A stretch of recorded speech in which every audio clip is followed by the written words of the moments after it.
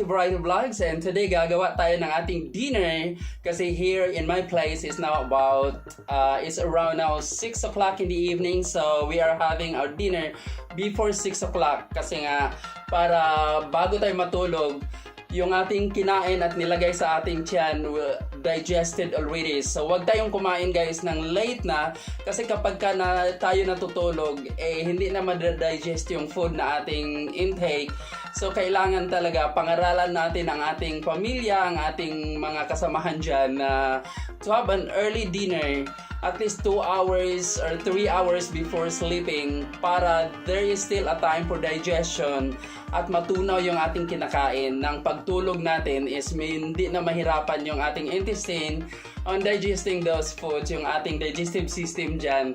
Hindi maganda hirap-hirap sa pag-digest kung ano yung ating nilagay sa ating tiyan. So that is another tip from ESC Variety Vlogs that you have to eat early so there will be enough time for proper digestion. So ang ating dinner tonight ay napag-isipan ko that we'll be making a strawberry cucumber smoothie guys, but of course we'll be putting it a twist of a lemon, so mayroon naman tayong vitamin C because we all know nowadays kailangan natin talaga ng loaded of vitamin C at lalo na yung weather is laging nagpapalit-palit, so prone tayo sa flu or anong mga sakit naman dyan o busipon. So vitamin C panglaban talaga dyan and kailangan nating maiangat ating immune system, of course, panlaban doon sa mga ganyang mga karamdaman. So of course start na tayo guys, and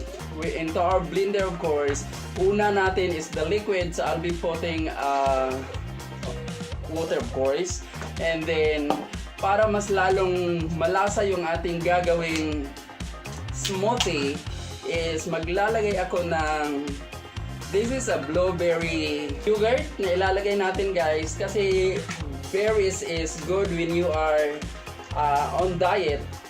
Kapag ka nagbabawas kayo ng carbohydrates talaga, berries are really beneficial for your health. So mas strawberry man yan, blueberries or whatever berries you have in there, but of course not berry, okay?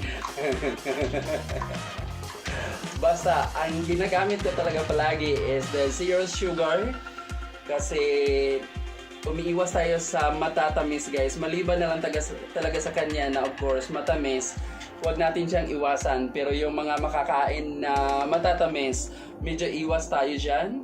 So nandoon na yung ating liquid first, okay? Lalo na kung hindi heavy duty yung inyong blender, kailangan talaga liquid first. Then na-prepare na rin natin yung ating cucumber, so ilalagay na natin yan. Then isusunod natin itong ating tomato na hindi ko pa pala na slice kasi kailangan natin ng tomatoes guys kasi it's rich in vitamin C, so kailangan talaga siya ng ating katawan. And then dagdag pampalasa din ito sa ating kakaining smoothie.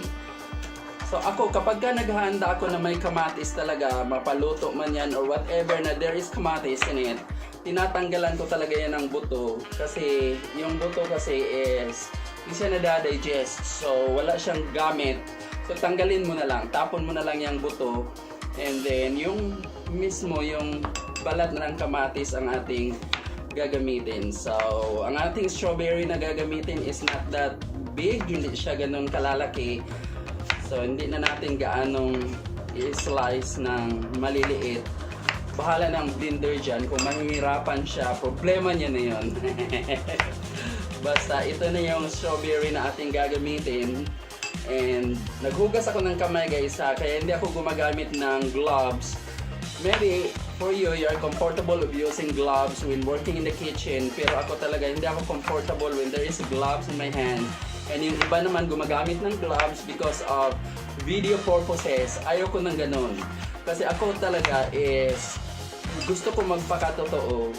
Hindi ako nag-gloves kapag ka nagluluto. Ako lang naman din ang kumakain. And of course, ang pinakamahalaga dyan is you have to wash your hands bago ka maggagawa sa kitchen or bago ka mag-handle ng whatever food it is. Kasi nga, kailangan malinis yung ginagawa. ikaw rin naman ang kakain nun. So, bakit mo hindi gawin yung best mo in doing your own food? So, sabi ko nga kanina, lagyan natin ng lemon. So, there will be more vitamin C. Not much naman, so hindi siya ganun kaasim. Konti lang, katamtaman lang. So, hindi kasing asim ng mukha niya. Basta ganun lang guys. Okay, doon ang ating lahat na ingredients. So, again, there is water in there. Minsan, I'm using coconut water kasi much better siya na electrolyte. And then, nilagyan natin ng cucumber. And doon na, of course, the yogurt na zero sugar yung ating ginamit na yogurt. Plus, of course, the main ingredients, the strawberry na gustong-gusto ng mga kabataan dyan. Of course, tayo din naman, gustong-gusto natin yung strawberry, lalo na kung hindi maasim. Kasi kapag ka maasim, na mas maasim pa sa mukha ng kaharap mo dyan, hindi na yan makakain. So anyway, i-blend na natin ang makakain na tayo at gutom na.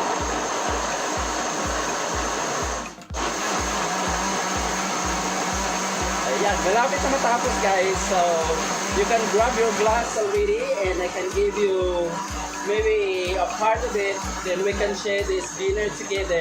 At napakalinamnam nito. And then loaded with vitamin C.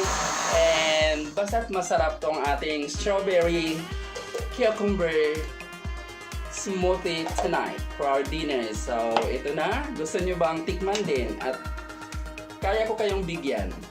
So, that is the consistency of our smoothie. Medyo di siya ganun kal.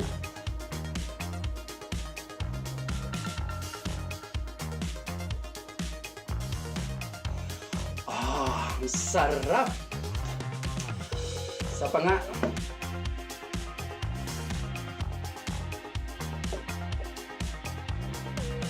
Ang sarap talaga. Parang kasing sarap din niya.